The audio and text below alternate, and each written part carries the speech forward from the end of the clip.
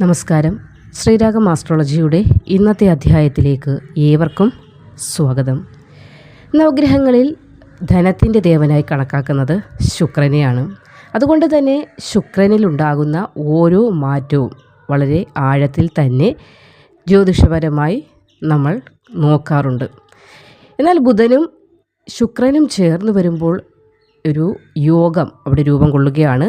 അതാണ് ലക്ഷ്മി നാരായണ യോഗം. അപ്പോൾ ജീവിതത്തിൽ ഒരു വ്യക്തിയുടെ വലിയ പങ്ക് വഹിക്കുന്ന തരത്തിലുള്ള മാറ്റങ്ങൾ കൊണ്ടുവരുന്ന ഒരു യോഗം തന്നെയാണ് ഈ ലക്ഷ്മി നാരായണ യോഗം എന്ന് പറയുന്നത്.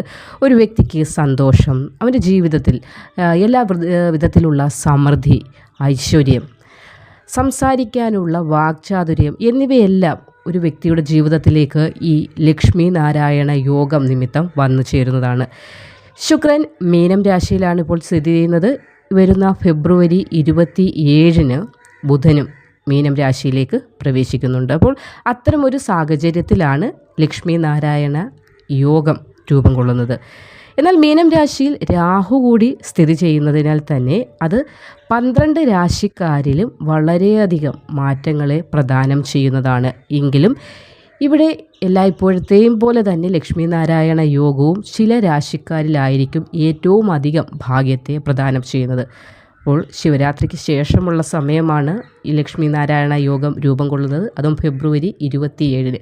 ശിവരാത്രി വരുന്നത് ഫെബ്രുവരി 26 അപ്പോൾ ഫെബ്രുവരി 26 അല്ലെങ്കിൽ ആ 26 മുതലുള്ള സമയം ശിവരാത്രി മഹാത്മ്യം നിറഞ്ഞ സമയമായതിനാൽ തന്നെ വളരെ ഭാഗ്യമുള്ള ദിനങ്ങളാണ് വീണ്ടും ചില നക്ഷത്രക്കാരിലേക്ക് വരാൻ പോകുന്നത്. അത് മുന്നേയുള്ള വീഡിയോകളിൽ ഇട്ടിട്ടുണ്ട്. അതുകൂടാതെ പിറ്റേന്ന് ഫെബ്രുവരി 27 ലക്ഷ്മി നാരായണ യോഗം രൂപം കൊള്ളുന്നതിനാൽ വളരെയധികം ഭാഗ്യം സിദ്ധിക്കാൻ പോകുന്ന ചില രാശിക്കാരുണ്ട്.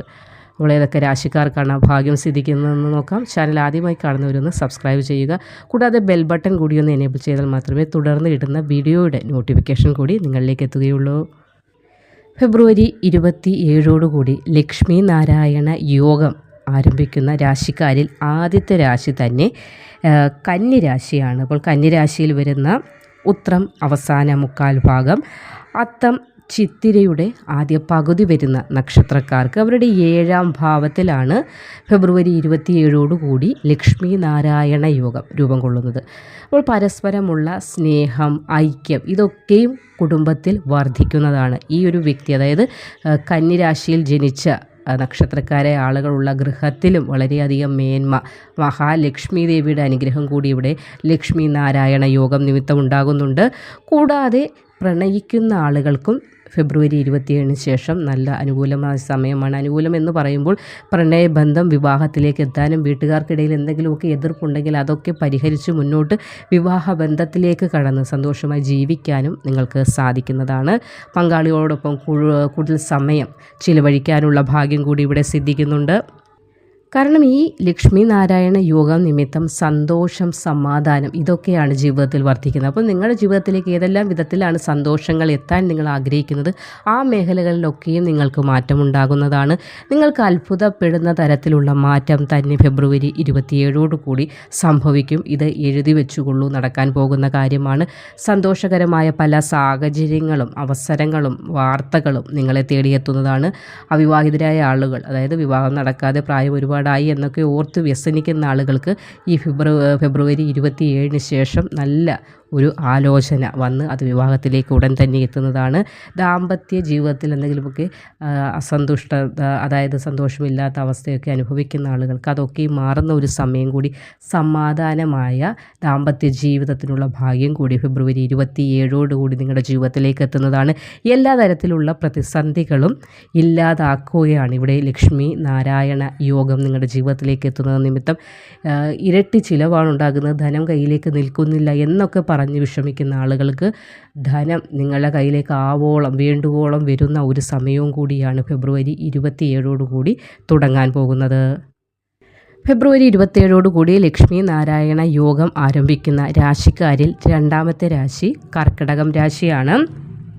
കർക്കിടകം രാശിയിൽ വരുന്ന നക്ഷത്രങ്ങൾ പുണർദം, അവസാന കാൽഭാഗം, പൂയം, ആയില്യം എന്നീ നക്ഷത്രങ്ങളാണ്.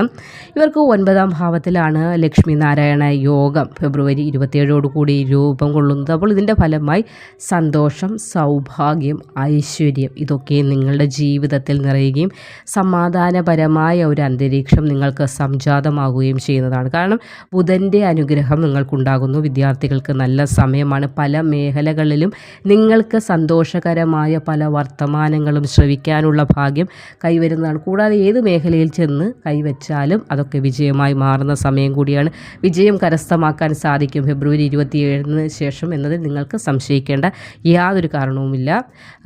കാരണം നിങ്ങൾ അനുഭവിച്ച അത്രത്തോളം ദുരിതങ്ങൾക്ക് ഒരു പരിഹാരമായി ഈ ഒരു സമയം നിങ്ങളിലേക്ക് എത്തുന്നു എന്ന് മാത്രം കരുതിയാൽ മതി. കൂടാതെ വീടിൻ്റെ പുനരുദ്ധാരണം, അതായത് വീട് പണി എന്തെങ്കിലുമൊക്കെ കാരണങ്ങൾ കൂടെ തടസ്സപ്പെട്ട് കിടന്ന വീട് പണിയൊക്കെ പുനരാരംഭിക്കുക എന്ന നിങ്ങളുടെ ആ ഒരു വലിയ സ്വപ്നം കൂടി ഫെബ്രുവരി 27 തുടങ്ങാൻ പോവുകയാണ്. ജീവിതത്തിൽ എല്ലാ വിധത്തിലും ഒരു മാറ്റം വരുന്ന സമയമാണെന്നതിൽ യാതൊരു രീതിയിലും നിങ്ങൾ കഴിഞ്ഞു പോയ കാര്യങ്ങളെ ഓർത്തൊന്നും ഇനി വിഷമിക്കേണ്ട. കാരണം ഇപ്പോൾ നടന്നുകൊണ്ടിരിക്കുന്നത് അല്പം നമ്മളെപ്പോഴും പറയും നിനക്ക് ഇത് അനുഭവിക്കാമല്ലോ, അല്ലെങ്കിൽ നിൻ്റെ ദോഷ സമയമായിരുന്നു എന്നോർത്ത് അതേപോലെ തന്നെ ഇതും നിങ്ങളൊന്ന് വിഷമിക്കാതെ മുന്നോട്ട് പോകുക. നമ്മൾക്ക് അനുഭവിക്കാനുള്ളതൊക്കെ അനുഭവിച്ചേ മതിയാവൂ. എന്തൊക്കെ പറഞ്ഞാൽ ആരൊക്കെ കൂടെ ഉണ്ട് എന്ന് പറഞ്ഞാലും ഈ ഫെബ്രുവരി 27 വരെ ഒന്ന് ക്ഷമിക്കുക.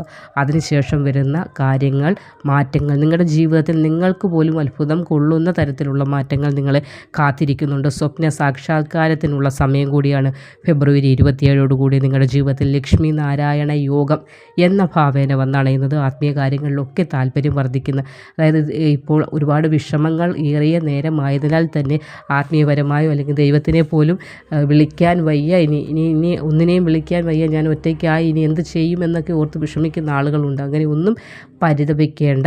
നിങ്ങളുടെ പ്രാർത്ഥന ദൈവം കേൾക്കുന്നുണ്ട്. ഫെബ്രുവരി 27 ശേഷം നിങ്ങളുടെ പ്രാർത്ഥന ദൈവം കേട്ടു.